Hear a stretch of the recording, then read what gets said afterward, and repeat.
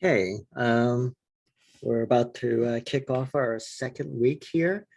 I'm gonna just run through a couple of admin stuff, and then we'll go from there. So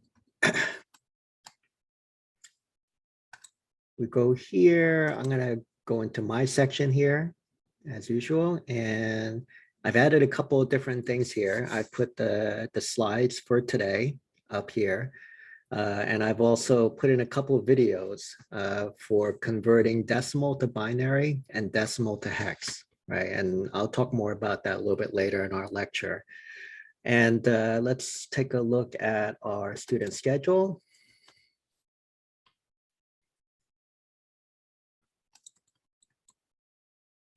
Okay, so you can see we're lined up here with week 2.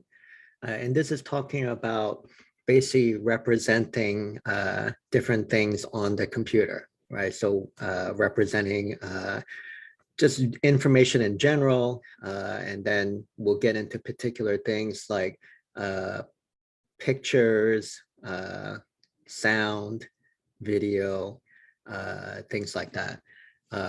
So that's going to be on there. I'll try to look at the chat every once in a while. And as usual, I'll also take questions at the end of the lecture. I'll be staying later on Zoom. So anyone wants to stick around, ask questions or whatever, that's going to be there. Okay. Here is the modules.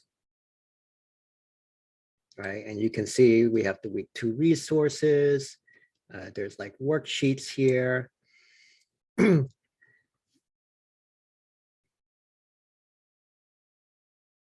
Okay. Now remember, like what I said last week, when you look at these things, just look at this. Here's the book, right? Online version, right? It's probably the one that you probably will be working off of.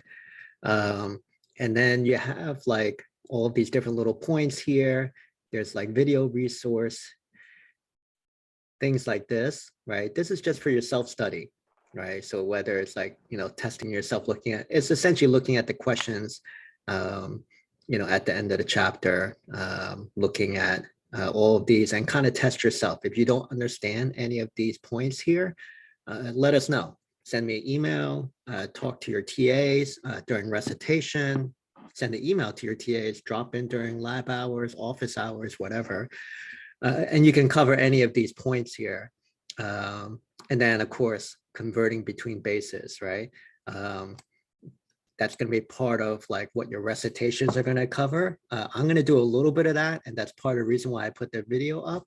But really, to drill into it in depth and get good practice with it, your TAs are going to be covering this in the recitations. Okay, so keep that in mind.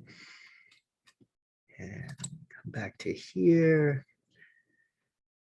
Some people talked about quizzes. Yeah, I mean, I think it's kind of obvious. Just click on the quizzes, and you have some quizzes coming up here.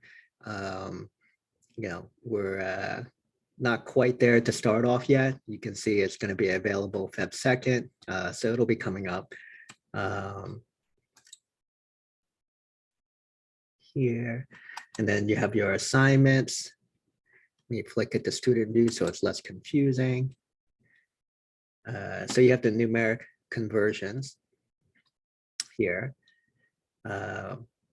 like so. And you can see here, right? It's available until Feb 11 and it's due on Feb 4. That means if you turn it on, if you turn it in between Feb 4 and Feb 11, it's going to be considered late. So it's like half credit type of thing. And you have your introductory assignment here. Okay, so numeric conversion is going to be covered during recitations today. So make sure you go through that, not today, this week. And then if there's any questions, drop in lab hours, whatever, and we'll try to get it addressed. Let me go to my PowerPoint here. So here we are. So digital information.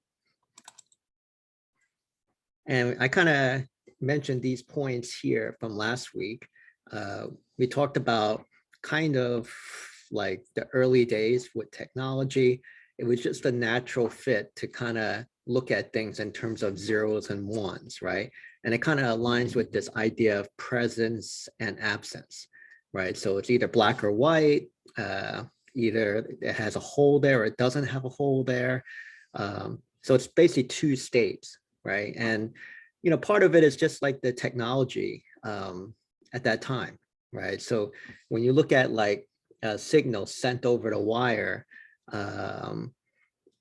you know, it's not like today where you can really get to a fine level of precision or range as you send information through. Like they have to kind of have like, you know, some big ranges to kind of say, oh, this is like black and this is white, right? So if you didn't have that type of like issue with the technology back then, there's no reason why you couldn't have different bases. You can have like, you know, base 4, right? I mean, obviously we work in base 10 all the time. And, you know, that would probably make things easier for us. We could capture more information in a particular unit, but it's just the nature of like the technology. Like the easiest thing that they can handle was just say black or white, 0 or 1, like two different states. You know, so they basically would have like, you know, on some of these machines, they would have like a big board with these lights. These lights would either turn off or on. And that was how they represented information. So I won't talk about that too much more. So there's this idea of abstraction, okay? We talked about that. So I gave the example where, you know, you drive a car. If you turn the steering wheel, you don't really know what's going on behind the steering wheel on how it turns the wheel. You just know that you turn left and the car goes left. You turn right and the car goes right. Whether it's like drive-by-wire or it's hitting a couple of different like, you know, gears and axles to turn things or to accelerate the car or to brake the car, you don't really know what's going on. And you don't need to, right? All you care about is the functionality of the car. You do one thing and the car does it, right? So it's something that you as a user of the car, that's all you care about, right? But maybe a mechanic would care about like the different things that are implementing the steering, right? For them, they probably care whether it's like drive-by-wire or not.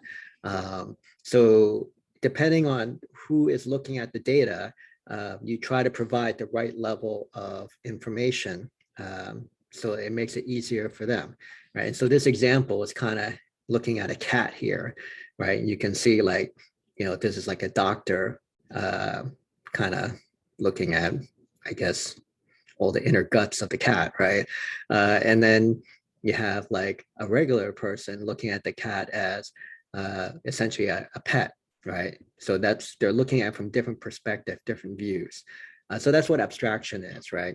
When you apply to computers, you know, inside your computer or inside your phone or whatever, there's like a lot of complexity there that is probably unnecessary, right? All you care about is like you hit something on the computer or on the phone and something happens. You order something or, you know, you bring up your map or whatever it is that you're doing. That's all you care about. You don't really care how it's actually stored or how the calculations are handled. So that's what abstraction is all about. Okay.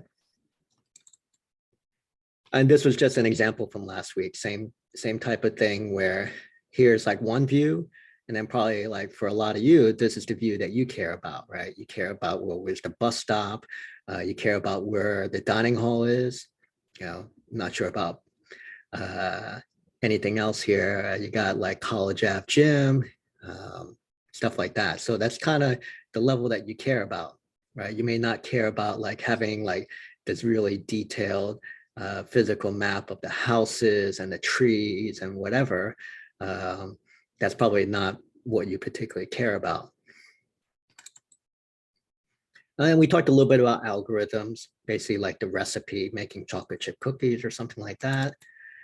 And then that's just kind of a quick review of last week. And then we have the chapter 7. These are the basic concepts here. P&A, presence and absence, right? Which kind of maps to this binary system, 0 and 1, okay? this idea of hex notation, which I'll go into, binary and decimal, conversions, and then digitizing text, right? And then the idea of metadata, okay?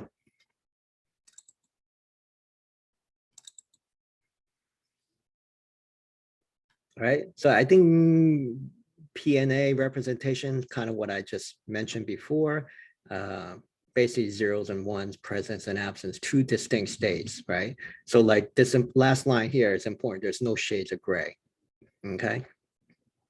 And that really ties very closely to the idea of like zeros and ones as how we store information for computers so they can understand what they have to do.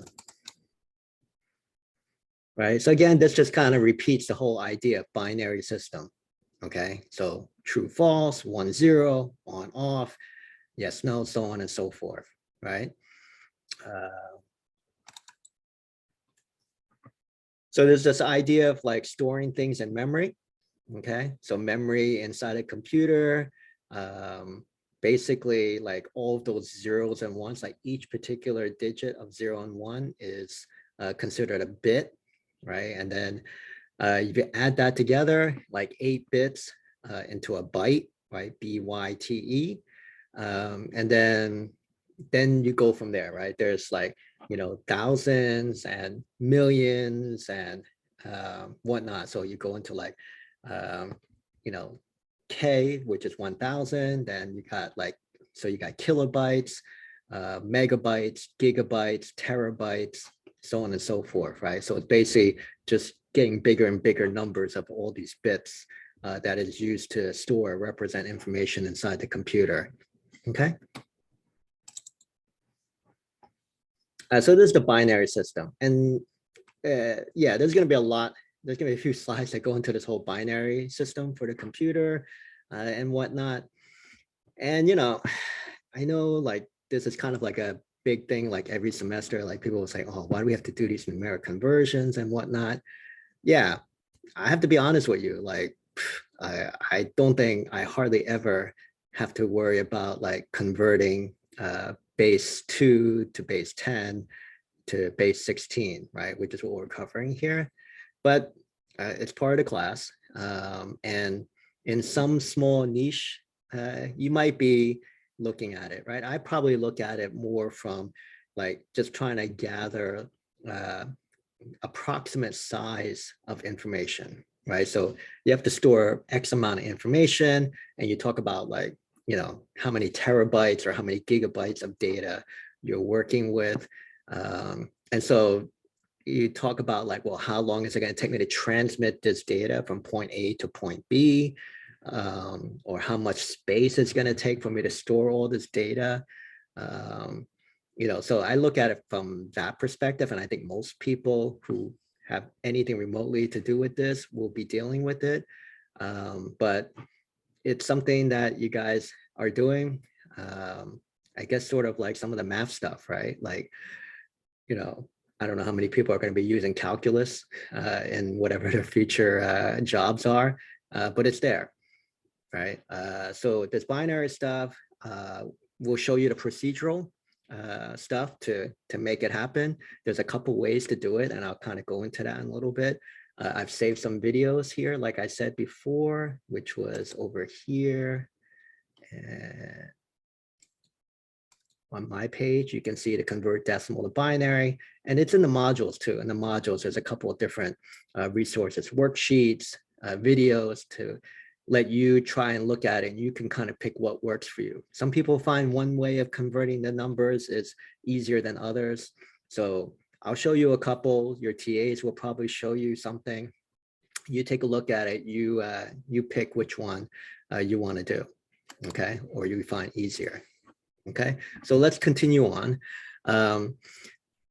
So binary is basically like you think of all of these exponents here, right? And these are like basically each of the digits to represent a number. So like in the first place, it will be 2 to the 1, and then it goes like 2 to the 2, 2 to the 3, 2 to the 4, so on and so forth, all the way down.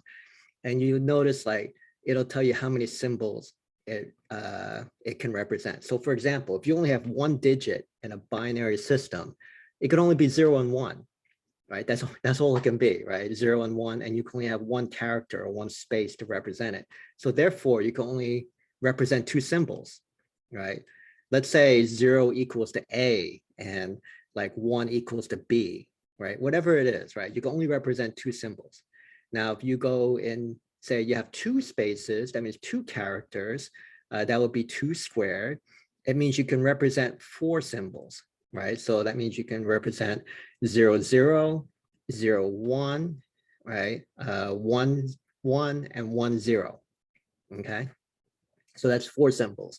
And so you can see, like, as you keep on going up here, you get more and more spaces, you get more and more possible combinations of symbols that you can represent, okay? And that kind of translates a little bit to how we'll be doing conversions later, and I'll get into that. Okay. So hexadecimal is just another base, right? It's base 16, right? So one good thing about hexadecimal is that it goes and maps at least from 0 to 9 to your regular decimal, right? Which is why they call it decimal here, right? So it's hexadecimal, right? So 6 would be A, B, C, D, E, F, which is on the end of it, right? So you can think about your decimal numbers go 0 to 9, and then it goes to 10, right? So 10, instead of saying 10 in hexadecimal, you would say A, right? And instead of saying 11, you would say B, and so on and so forth, okay?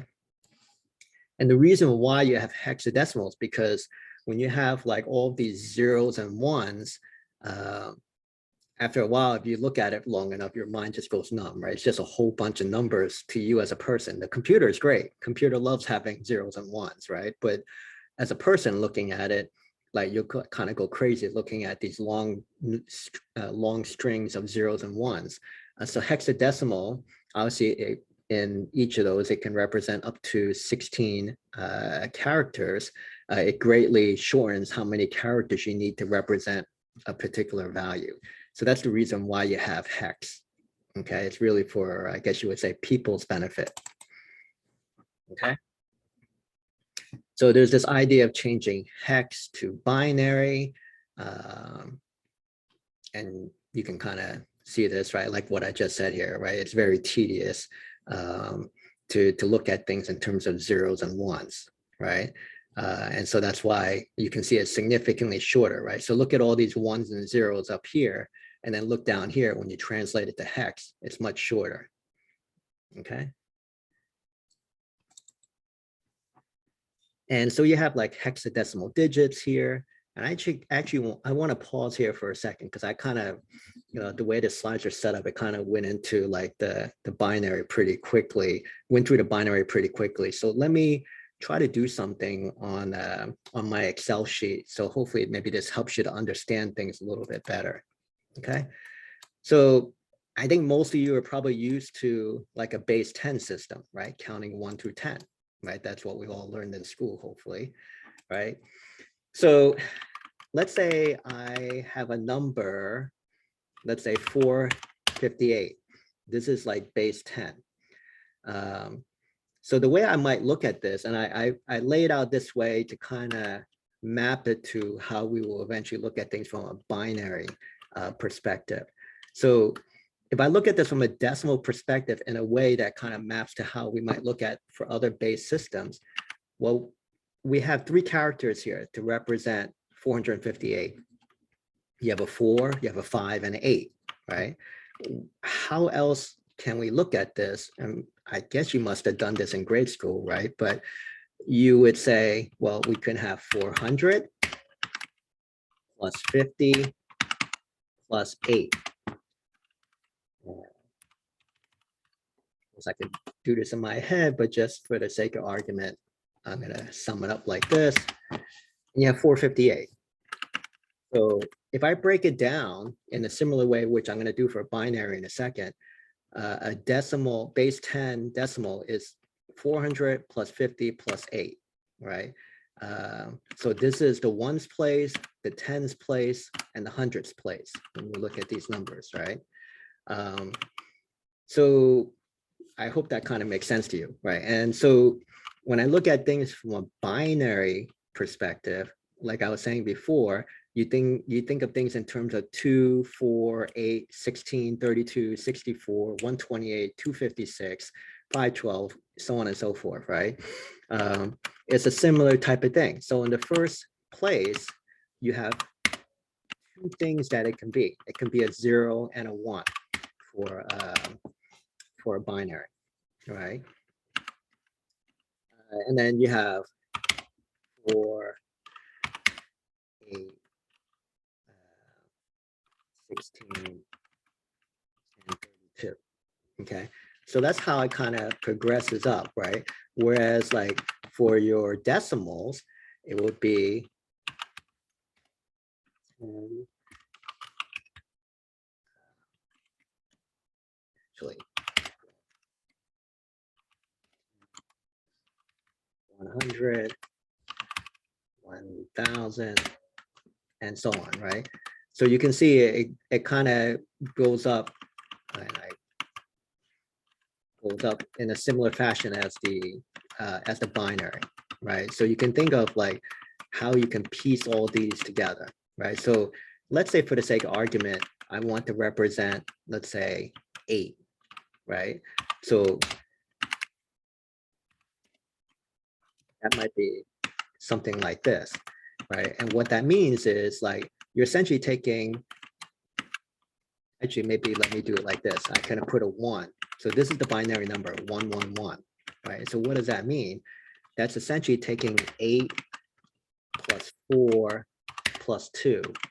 And then I can do equal sum and do this, and you get 14. Okay, so I hope you kind of see the similarity where I kind of took each of the places or digits and added them, right? From the hundreds place to the tens place to the ones place to get to this. In a similar manner, it's just a different base, right? 2, 4, 8, so on and so forth. And then I just added the numbers together here, okay? I'll come back to this in a little bit. So hexadecimal, you can convert in a similar type of way, which you'll see in the video. I do encourage you to watch those 2 videos that I put on my page there. They probably explained this and walk through quite a few examples, so it really will sink in how to do this. I look at hexadecimal. For me, like there's only 16 characters, right? So like there's this 1 essentially through F, or 0 through F, my mistake, 0 through F here, okay? And then that maps to each of these binaries. These are sets of 4, right? So remember, for binary, you need to have 4 of these digits to represent 16 characters, right? So 2 to the 4th, right? So that gives you 16 characters or symbols that you can represent. So that's why you have like this mapping here, 4 places on binary equals to 1 hex character. Okay. Whether you just, I'm just telling you from like you taking an exam, let's say, the easiest thing might be to kind of just write all of this down, right? So 0, 0, 0, 1, and 10, and then 11, and so on and so forth, right? And you can see if you start off with 0, 0, 0, and you just keep on adding 1, how it kind of comes together, right? You have 1 here, then you add 1 to this will become a 0, right? And then you carry the 1 over and this becomes 1, right? So this is essentially like adding 1 to each of the characters until you get all the way up to 1, 1, 1, 1, okay? In a similar manner, I'm going to draw an analogy to the decimal system again, right? So if let's say I had 999, and then I add a 1 to this, well, what will happen, right? This will quote unquote reset to be 0, right? And then it'll carry a 1 over to here. And then that will become a 0. And then that will become another 1, right? So you'll end up with 1,000, right? In a similar way, if I have, let's say, 0, 0, 0, 1, 0, 0, 0, 1, and then I add a 1 to it in a binary system, then this will become 0, 0, 1, 0, right? Because I added a 1 to this, this became a 0, you carried a 1 over, and it becomes 0, 0, 1, 0. Okay, so this is how you do math on it. You need to know this for the exam, okay? I don't know if it really says it in the book or not, but I'm telling you, you need to be able to add binary numbers together, right? So exactly what I just did here, please try to understand that because you're going to need to know how to do that, okay?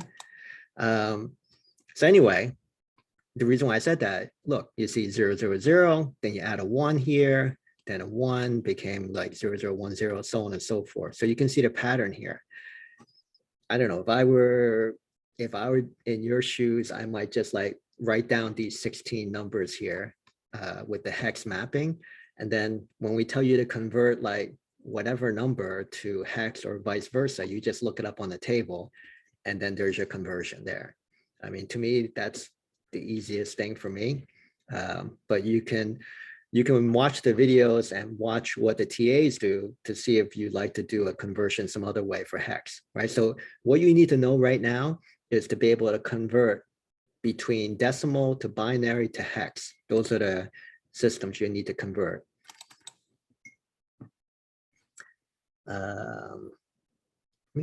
Before I get into like why we're doing all this digitization, I'm trying to see if there's any more in terms of examples on how to do the conversions.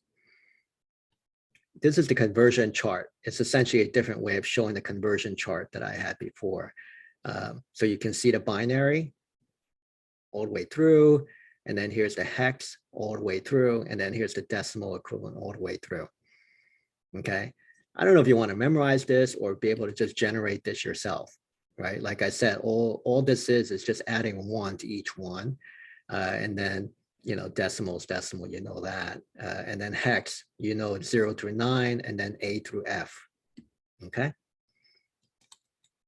All right, here's the conversion. So let me do this part before I talk about some of the applications of this. Okay. So remember what I was saying here. You have to kind of remember this. It's just done on my spreadsheet. I forgot to put the 1 here. Okay. But you can see 1, 2, 4, 8, 16, 32, 64, 128, right? So when you talk about like, I give you any arbitrary binary number, which in this case is 111, 00, 111, you just line that up to this thing up here.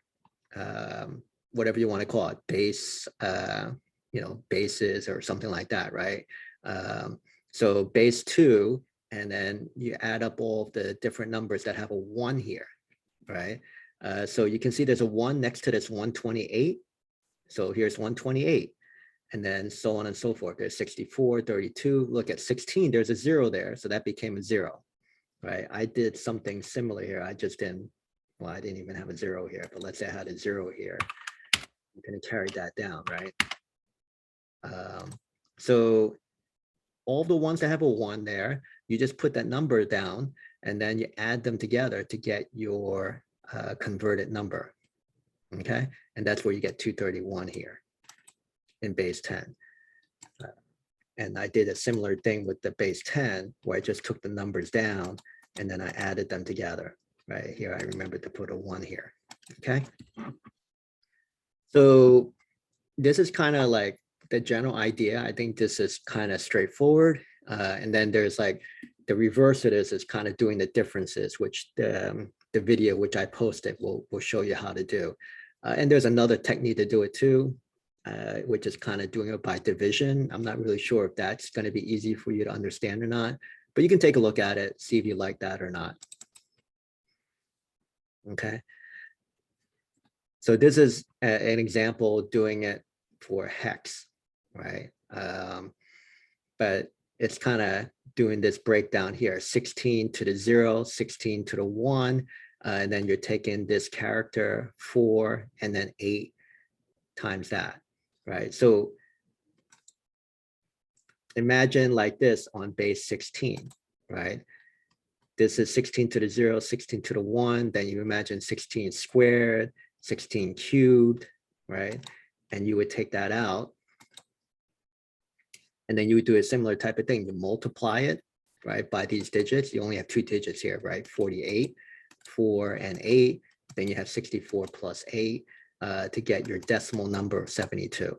Okay, so it's a consistent algorithm, similar to what we just did with binary, right? So you're just taking each of those places, multiply by that number, like so, okay?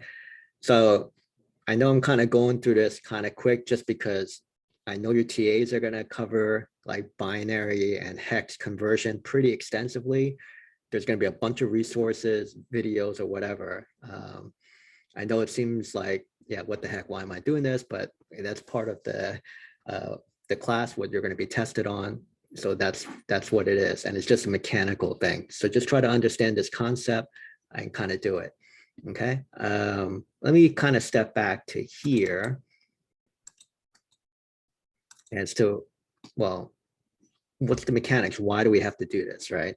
From a computer standpoint, like I said, they only understand zeros. The computer only understands zeros and ones. So whatever you see in this case are, let's say, our alphabet, right? So we have, what are the typical characters on our keyboard that we have to represent in digital format? Well, we have uppercase letters, we have lowercase letters, we have some numbers, we have some punctuation, we have some alphabetic characters, so on and so forth, right? So, and this is a key point here, enough for English, right? Yeah, so there's a good question here talking about, do we have to show work? Yes, unfortunately. Otherwise, I can just punch in a calculator and do these numeric conversions, right? So when you do this for your homework or you do this for your exam, all of this stuff that you have to show the work, something like this, is what you have to show, right? Otherwise, you're not going to get credit for it, okay? So yeah, it's it's work, right? That's all I can say, right?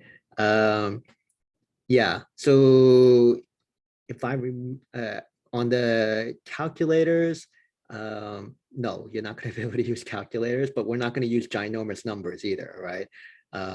So it should be fairly straightforward to do the calculations. Not as simple as 2 plus 2, but nothing like, some like ginormous number to do either, okay? So anyway, so we have all of these different variations, which amounts to about 925. Crap. Do that. And so that's enough for English. Okay. Now, when you look at this, obviously English is not the only language you have to represent. And so there will be like an extended format that we'll come to in a little bit later. So we'll get to that in a second. So initially, because like a lot of these things were kind of developed around English, that's why you start off with this idea of ASCII, right? And it's just a standard to represent characters in a digital format, right? Which was essentially this. Like I said, it's English, right? So it's trying to represent 95 different symbols in a series of zeros and ones. And so what does that mean? Well, that's what it means, okay? Let me go back to here. So this is the full thing here. All right, so this is the standard, right? So forget about the octal. The OCT stands for octal, and don't worry about the hex for now. So these are the characters in decimal, right? Which obviously from a binary standpoint, you'd be able to convert binary to decimal to binary, okay? And these are the different characters. All right, there's some special characters in here, but probably you can recognize your uppercase, lowercase, your numbers, your punctuation, all that in here. So every single character, if you want to convert it to some sort of like computer digital format, you would use something like this, right? Now, like I said, this is kind of focused more on English. So later on, they kind of extended this into something called Unicode, which has a larger character set to accommodate more different characters. Okay. All right.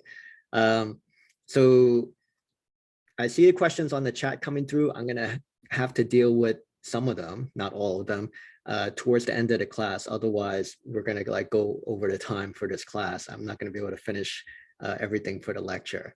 So I will get to your questions in chat, so don't worry about that.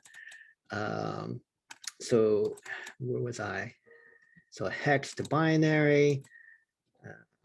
Yeah, so this was ASCII, right? So all of these different codes will represent one of your characters that you're normally used to, okay? So what's an example of it, right? So here's some text, right? Hello, right? So there's obviously like 5 characters here.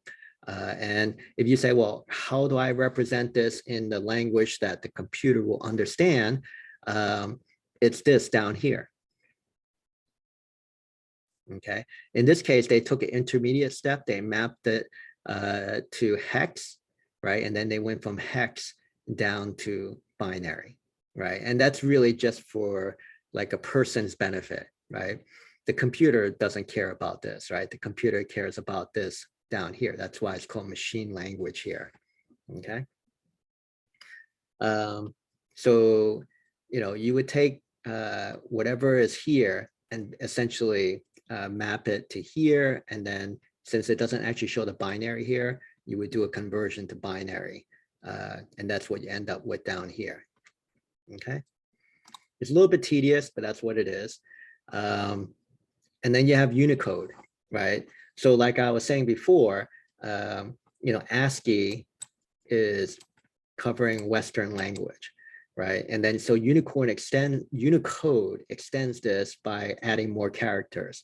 And so you have 32 bits, and that can therefore represent more characters, okay? So this is that little chart that I showed you before that maps the binary to hex to decimal. And then this is like what I was going through before, the example of how to do the conversion. Okay. So this is an example of doing it by what they call like converting using the division type of algorithm by division.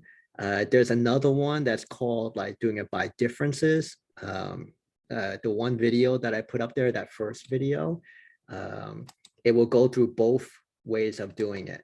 This convert decimal to binary, it'll go through both ways of doing it. I personally think the differences is a little bit easier to understand and do, but take a look at both of them and see which one you like to do. And as long as you show the work for the exam or whatnot, then you're good, okay? So here's base 10, base 2, and base 16. So this is my first extra credit, okay? I saved this onto the website, so, or you can take a screenshot of this, I don't care, whatever you want to do. But here's like a little grid here, and just kind of do the work to do the conversion. This would just give you the practice to go from 129 to base 2 to base 16, okay? So I'm going to give you a suggestion. I mean, it looks like it's kind of daunting. It's a little bit like a lot of work to do this, but actually, here's how I would look at it and kind of do it. I would kind of worry about the base 10 and base 2, go through that, and then all you have to do is take a look at the binary, see all these 4 digits here, and then just convert it to the hex. So it's just like kind of a lookup, right? Just look at it and map it out, right? And so you might say, oh, well, in this case, we happen to have 4 and 4, right? So you have 4 digits here and 4 digits here. So you're grouping into 4 digits here, right? But it doesn't always work out that nicely. So what happens if you have like 101? Okay, well, you look at that and you say, well, that's not 4 digits. Well, what does that mean, right? So if you look at, I'm going to compare this to a number again, right? So let's say I have 3 digits of a number, decimal, like that. So if I say, well, how do I make it 4 digits? I can add a 0 to the beginning or to the end of it. So if I add a 0 to the end of it, well, that changes the meaning of that number. That number is not the same anymore, right? But if I put a 0 in front of it, then that doesn't change it. That's still 434. That's still 434. So by the same token, if you say, well, I'm trying to convert stuff to hex, but I only have a 3-digit number here for the binary, then what I should do is put a 0 in front of it, like that. And then there's your 4 digits.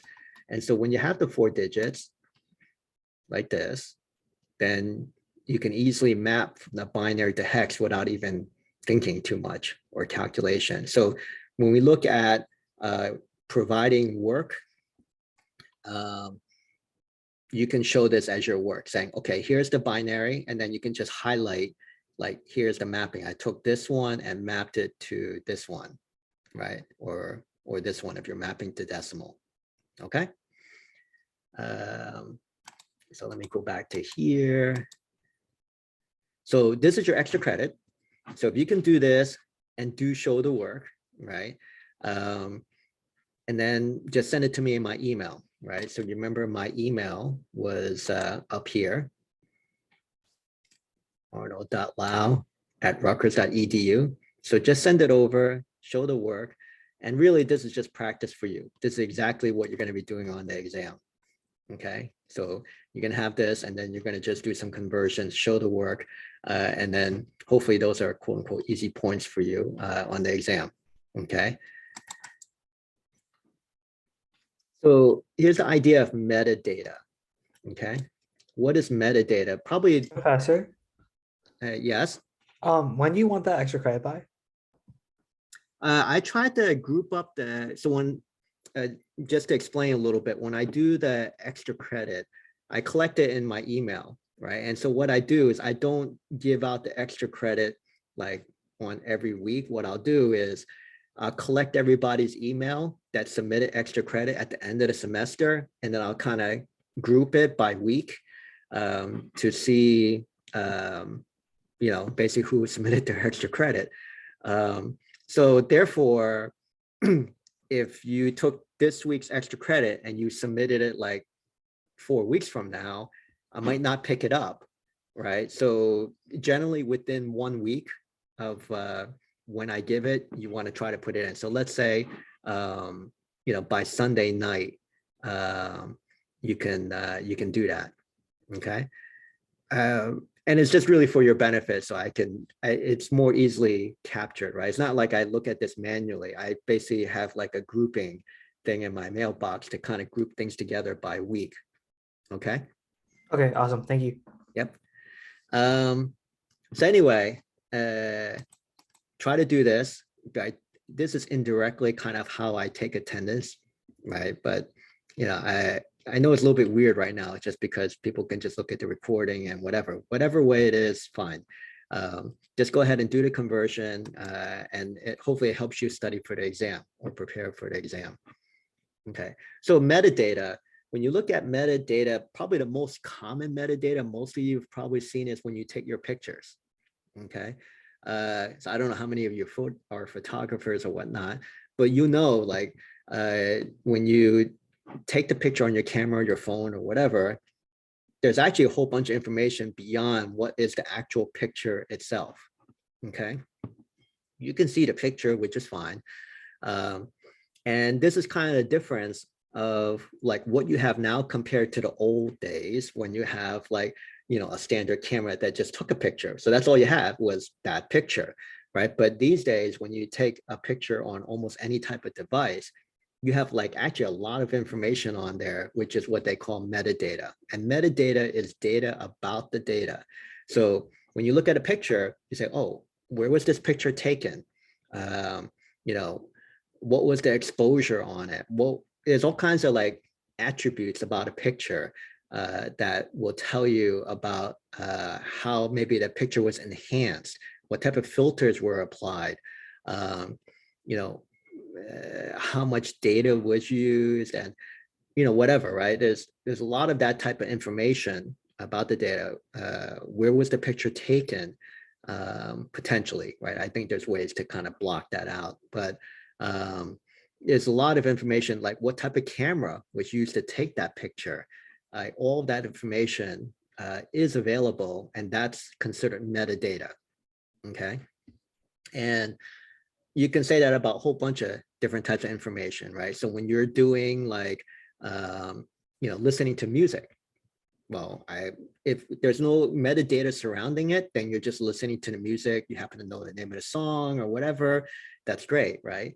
But right now with a lot of like properly done music, let's say, or any type of like audio content, there'll be information similar to the photos talking about like, the name of the song, maybe other information about like the artist or, instruments or, different like effects that were applied and whatnot. So all that type of stuff is considered metadata, right? So it really enriches the information or the content that you're looking at.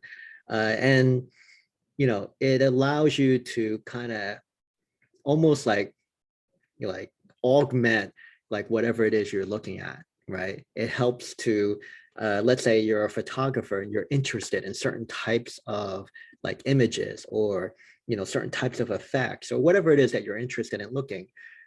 With this metadata that's out there, it's easy for you to go and find what you're interested in. Maybe you're interested in particular stuff that's done by a particular artist, or things that's done in a particular location or whatever, right? There's a whole, it's almost like infinite, the number of dimensions you can look at.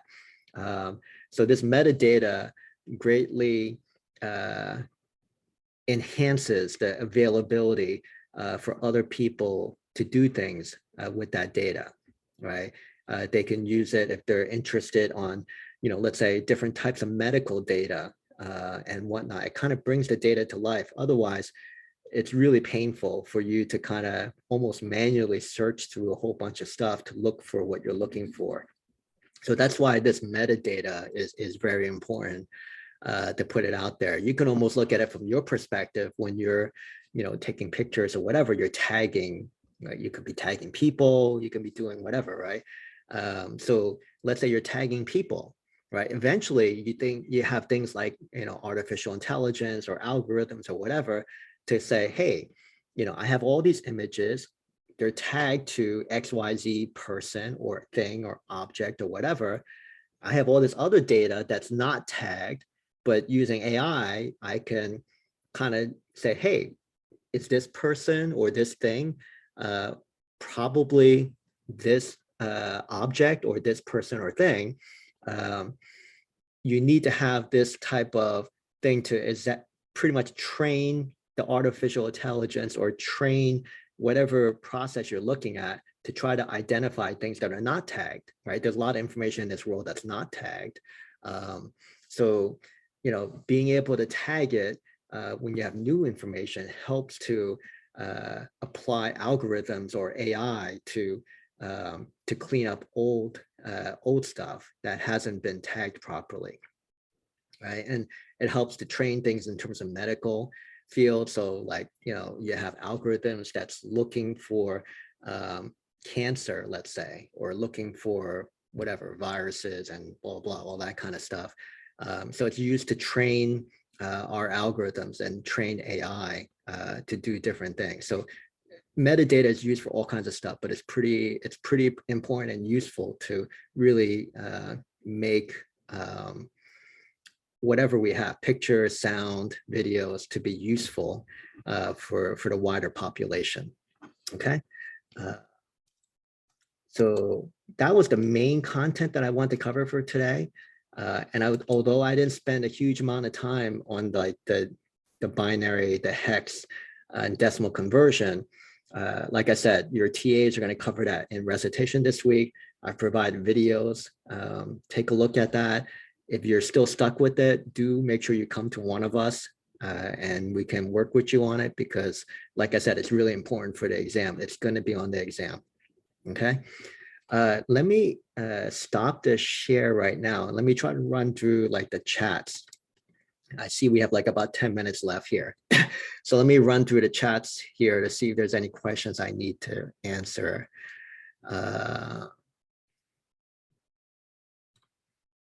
No, you don't have to show the exponent, but just show like 2, 4, 8, 16, 32. Like, I think that's the easiest part to do, right? Like, you kind of have to know that it's like 2 to the 0, 2 to the 1, 2 to the 2, without having to put that in there. So I think if you just put like the number in there, that's all you need to do. You don't need to show the exponents or anything like that. Do we have to know what the numbers are to convert to English? Oh, so you don't have to memorize the ASCII table. That would be crazy, right? Like, no one's going to ask you to memorize the ASCII table. So you will be provided ASCII table, right?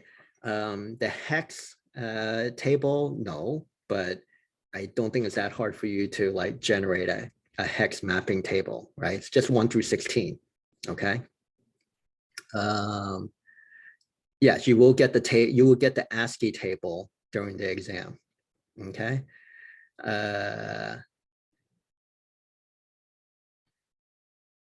No, so base 2 is binary. The system that you learn in school is basically the decimal system, right? 10, right? And then hex is base 16, right? So the main things that we're looking at for this class is base 2, base 10, which is our thing that we're used to, and then base 16, okay?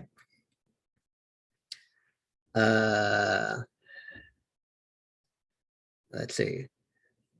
So the extra credit, that's on the PDF or PowerPoint that I posted up. And you can just get it right from there, okay?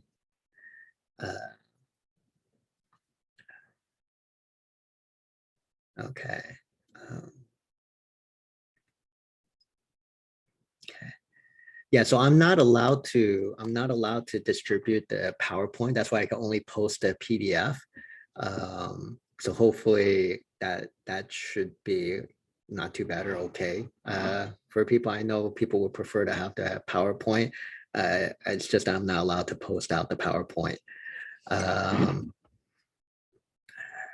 Okay. So for the ASCII table, all we have to do on the exam is know what the number is in hex, and then look at the table and see. Yeah, so it could be hex, it could be in decimal too, right? So let's say I have the capital A. What is capital A in decimal, for the sake of argument, right? Which was like that first column there. And you just kind of look at that, and then that's it, right? Once you have something in whatever number, it could be decimal. That's why you have the conversions, right? So if I have it in decimal, I can easily convert it to binary, right? So like I said, you will have the table. Okay. I think I hit all the questions that's on the chat. Does anybody else have questions? Oh, okay. So adding the binary numbers. Okay. So I'll go through that. Okay. So you're not going to be able to use Excel in the exam, obviously, but I just give you an idea. I kind of like to do things in Excel because my handwriting is pretty bad. So just look at this, right? If I have the number, your screen's not sharing. Oh yeah, shoot. Thank you for reminding me. Let me share my screen. All right, everybody see this, right? So let's say I have, this is in decimal, right? This is decimal. if I have 103 and I can have +4, I mean, everybody kind of knows this, right? So this is 107, right? I think probably the one I should probably do more is where you actually have to carry the number over. So I do like 109, right? And then this would become 113. Okay, so everyone knows this inside and out, right? That's easy, right? So I try to look at this from a binary standpoint and try to draw the analogy so people can understand and relate more to what you're already used to. Okay, so let's say we have a number 101 here from a binary standpoint. Now I could only add a 1 or a 0, right? I could either add that or this, or I can do something like this. Okay, and then I would add it, right? So let me see what happens if I do an add on this one, right? So this is binary 101 and 11. Okay, if I add 1 and 1, it can only be a 0, right? There's nothing else I can put in here. It's not going to be a 1. So I'm going to put a 1 here, let's say. Okay, well, no, actually 0. Yeah, 0. So 1 and 1 is 0. Okay, and then what am I going to carry over? It basically kind of rolls it over to the next column. Okay, so then I can almost imagine, it's hard for me to show in Excel, but just imagine I have a 1 here where that 0 is, right? Because I just carried the 1 over from here. Okay, and then you get another 1 and 1 again, right? And then this will carry over to this 1 over here, right? And then you have another 1 on 1. So basically it will look like that. Okay, so you're basically carrying over in a similar way on your decimal. You will have a 9 and a 4, and you carry that over after you hit this point here. Okay, so 9 plus 4 is 13, right? This 3 comes down here, and then you carry the 1 over here, and then it comes down to here. If I put like a 94 here, then it's kind of the same type of cascade, really, right? So 9 and 4 is 13. You have the 1, you put the 1 to this 9, and then this will become a 0 here.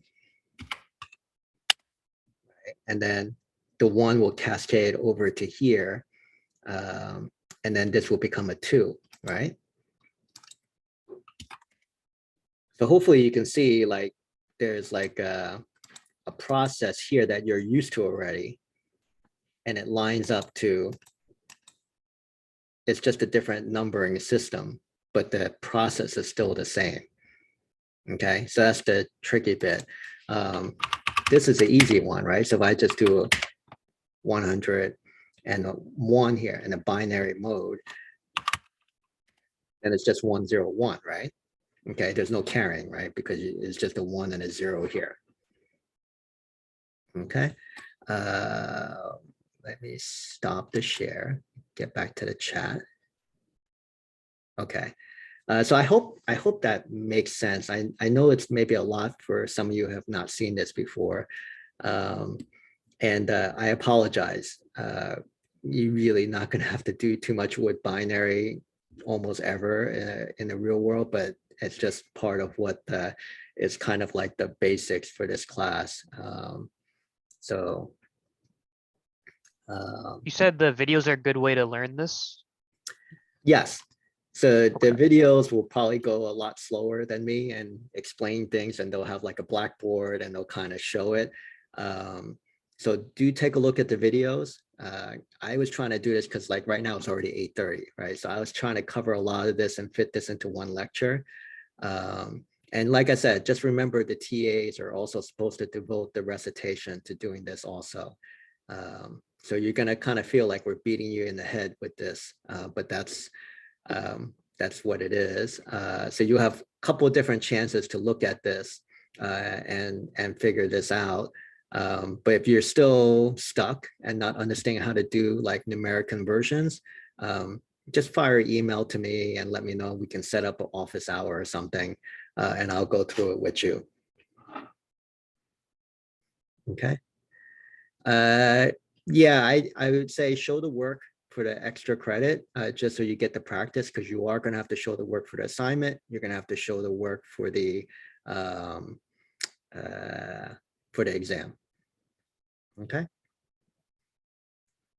All right, cool. All right, so I'll let everybody go. Anyone wants to stick around for more questions, you're welcome to do so. Have a good one, Thank Professor. you. Have a good night. Thank you.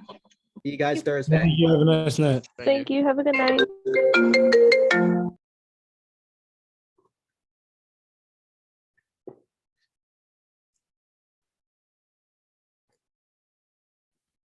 Professor, I just logged on like 10 minutes ago. I fell asleep, so I missed the first portion of class. Yes.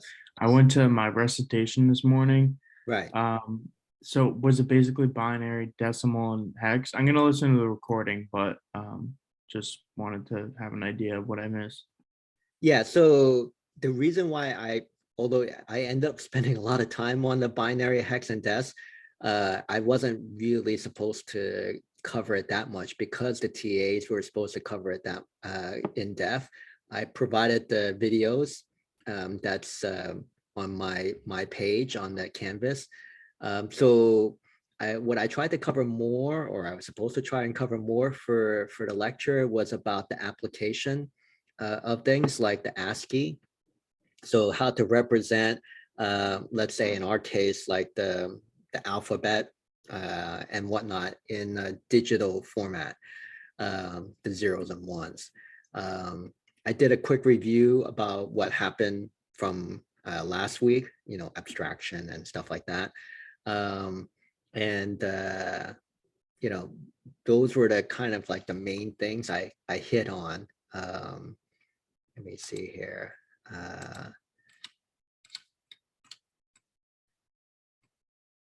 Yeah, so the idea of why are we doing binary from a computer standpoint, presence and absence, right? And like the fact that it's black and white digital, like there's only two states really. So those were the main things I kind of hit on. But yeah, I'm gonna post a video recording of this lecture also, so it'll be up there. Okay, so I hope that answered Okay. the question. Yes, thank you. Okay. Cool. Anyone else have any questions? Hey, Professor. Professor? Oh, hi. You guys can go ahead. I have to ask like Oh, an real example quick, problem. where are the two videos that you recommended? Oh, yeah. So if you go to my page on Canvas, so you can see my page is Lao sections 15 through 24. Oh, actually, I forgot. I'm not sharing my screen again. Let me share my screen. Yeah, so here's my screen, right? So on the home page, you can go down to here where it says Lao 15 to 24. You click on that. And so what I'll try to do every week is to add on, like I'm going to put the video of this lecture on here. And then I have these two down here. It says convert decimal to binary and convert decimal to hex. I looked at the videos. I think they're really good videos. And they give you some option. You can choose which way you think you're most comfortable with. So I would highly recommend watching those videos. Great. Thank you so much. Have a nice day. All right. Hi, Professor. I have a question about the American Standard Code Yes. table that we went over. So Yes. on the exam, if we're given the table, if it already has the conversions from decimal to hex to binary, what will we be asked to do on the exam with the table? Unless I'm like completely understanding the table wrong. So yeah, that's exactly what it's basically looking up. It's a mapping of one thing to another, right? In this case, we're mapping our alphanumeric system, right, to a number, right? It's essentially that's what that is. And ultimately that number has to get converted to a binary or digital representation for the computer to understand it. A computer will not understand what ABCDE is, right? So that's all that is, right? And like I said, when we're talking about work, you have to provide work for your conversion. As long as you can show let's say we're talking about hex, really, that's what that mapping is. Hex, you just show the table and just do like a highlight and say, okay, I'm using this mapping. That will be your work for your hex at least. Okay, are there any practice questions like specifically for this table? Yes. I think in the book, there's a couple of those questions. But if you don't find any, it's easy enough for me to provide some to you. So just drop me an email to remind me later, and I can provide you some something to look at to practice doing the ASCII conversion. All right, okay, thank you so much. Have a No nice worries. night. Professor. Cool. Who else has a question? I just want to know if it's possible to go over parts of the extra credit assignment. So I've been working on it and there was some confusion. I had my recitation this afternoon and there was some confusion with it and there was some issues and it was demonstrated a little bit differently than how we did it in class. And I'm like checking over my work really quick and it's just not adding up and I'm not entirely sure what I'm doing wrong. Oh, okay. Hold on a second. Let me do a share screen here.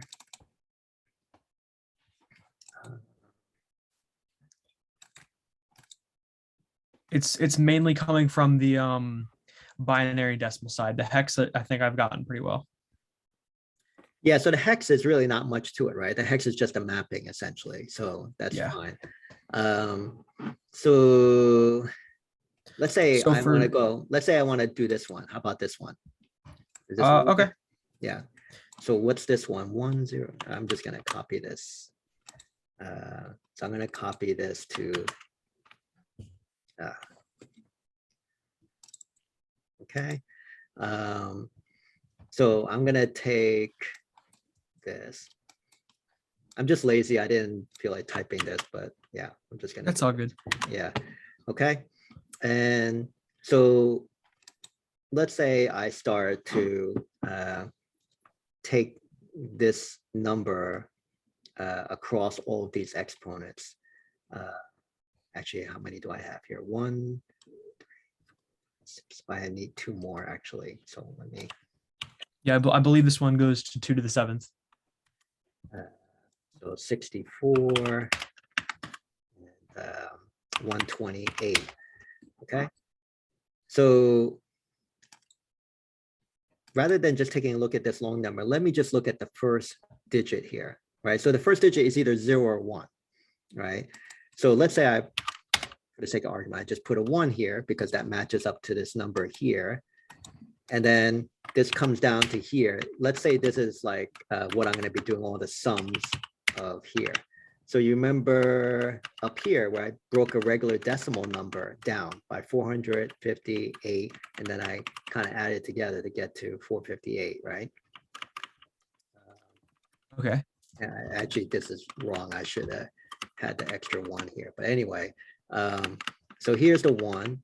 So obviously, if I did a sum here equals to sum, well, this is going to be a 1 here, right? Like that. So that's 1, right? And if this was a 0, then this would be a 0 too. Okay, and that's why it's a 0 here. So let me put a 1 here, and this is a 1 here. Now let me take the next digit, which is another 1. Okay, so 1. Let's look at it in terms of presence and absence, right? So that means the fact that I have a 1 here, that means I'm applying this, right? So this would be a 2. Well, so if I have a 1 here and a 1 here, that comes down to here, that's 2 and a 1. So that makes it a 3, right? So by the same Yes. token, let's say I had like a 50 and 8, forget about this 400 for a second. And then I just add the 50 and 8, then I would have a 58 here, right? So it's the same thing here, right? Now, in this case, we have a 1 here. So I'm just going to put a 1 here. And then we have a 0. And then we have a 1 and a 1 and a 0 and a 1. Okay. So every place you can actually just take this as a multiply, right? Because anything times 0 equals to 0, right? So I can equal, like, let's say this times this. And all that means is anything times 1 obviously is that number. So I'm going to just take this formula and drag this all the way across to here. And then you get 183. Okay, so I have that one correct. Yes. The problem I'm having is when I'm going from binary to decimal, because I was able to get that because I got 183, and then for hex I got B7. Yep. But for the two that I'm going from binary to decimal, they're just not adding up. Like You for the mean top decimal to one, you mean decimal to binary probably, right? I'm from base 2 to base 10. Oh, well, so this is what I just did, right? This is base 2. And then this is base 10, right? 183 is your base 10, right? Oh, yeah, no, you're right. I'm sorry. It's decimal to binary. You want Yes, the other base way 10 to around. base 2. So Yes. let me use this while I'm here, so you get the idea here. So if I think about this in kind of reverse, let's say that for sake of argument, I'm gonna take a decimal number as 64, and I say, oh, tell me what that is in binary. Okay, so very quickly you can just look at this and say, oh, I can just put a 1 here and have zeros all the way across like that. You get that Yes. point, right? So when I look at this, you can almost look at this as how can I put together all of these different numbers in a combination that equals to, let's say, in this case, is 64. So what I did was I put a 1 here that gave me the 64 and everything else is 0. Now, let's say for the sake of argument, I want to do 68. Okay, well, I have a 1 here because that's kind of close to 68, right? 64 to 68. So that's 1 there. Boom, you already got 64 out of the way. So what can I add to this number to get to 68? I can add a 4 to it. So I put a 1 here, and then I make everything else 0. Right? Does that make sense to you? Yes. Okay, so if I take these couple examples I just did there and I kind of generalize it and kind of look at things and say, any decimal number I have here, I just kind of look at like the biggest number here, less than that number, and then apply that, and then just kind of look at the other combination of the remaining numbers to fill it in. You'll get the binary number. And actually the video that I post up is going to explain this a lot better than I'm explaining it, but you'll be able to see that. Okay, so No, that's the you're way. making perfect Yeah. sense here. It's Yeah. the problem is when I do this is where the problem occurs, because I have, for example, here, when you have to go from 129 to binary, I have a 1, a bunch of zeros, and a 1. Problem is I'm missing one of the zeros or something, because when you look into it, I have basically up to 64 where it should be up to how do I explain it? So Well, let's say basically when let's say 129. Okay, so 129. Well, that's quote unquote kind of easy, right? So I just have to, exactly, you put it I right have next to the to put a 1 128, and then here. you put it next to the 1. and then I have zeros all the way across, and then I just have to have a 1 at the end here. Yes, but then when you do it the mathematical way, where you divide by 2, look at the remainder, divide by 2, look at the remainder, divide by 2, look at the remainder, I'm getting 1 0 less than I should. And I don't know if I'm just making a mistake or I'm. Okay, It might just be making a mistake, quite honestly. But yeah, because like I this is the number. So yeah, so this is the number. It is the yeah, right. because I Yeah. understand the topic and I understand how to do things. It's just when I'm doing them, I'm just the mathematical way. I'm just not getting the answer. Right. Okay, so how about this? Let me, so I guess you're trying to use a different algorithm to convert than what I'm just doing, right? So Yeah, so we were shown to, as you showed earlier, just take it, divide by 2, then take the remainder of Yeah, so what you the just remainders divided. Exactly. Yes. yeah, So let me, in just the interest of addressing other people that might be on the line too, let me take that 129 for you, and I'll kind of try to break that down in division for you, so you can see how it is. How about that? Thank you. Yeah, I can do that for you. Just send me an email so you can remind me so I can get to doing that for you. Okay. If you Yeah. want me to do that, or I could just look into the videos and see if I can like figure out what I'm doing mathematically wrong. 'Cause it's most likely just a dumb mistake because I Okay, understand what why I'm don't you do doing. I that? understand that. Take a look at Yeah, the take a look at the video. If you still don't get it, send me an email because I actually my email is my to-do list, right? So if you send me an email, I'll just work right through my emails and I'll take care of it.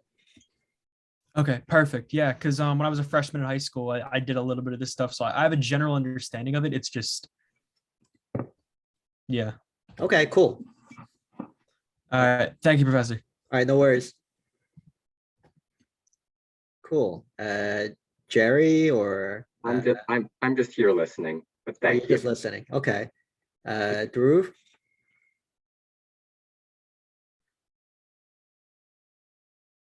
Okay, I guess Dhruv is away or something. Yeah, cool. So Jerry, is there anything that you think I can clarify for you while you're on the line? Not at the moment. I'm gonna try the extra credit, try the conversions, and then if something goes wrong, I'll email you or something. Okay, yeah, that would be cool. Like I said, I know it's a pain. This whole thing is kind of monotonous, but it's required for the class. So yeah, whatever I can do to help you just develop the right algorithm or process to do it, just let me know. All right. Okay, Yes. Thank you, Cool. Professor. all right. Have a good night. You too. See you Thursday. All right, see ya. Bye.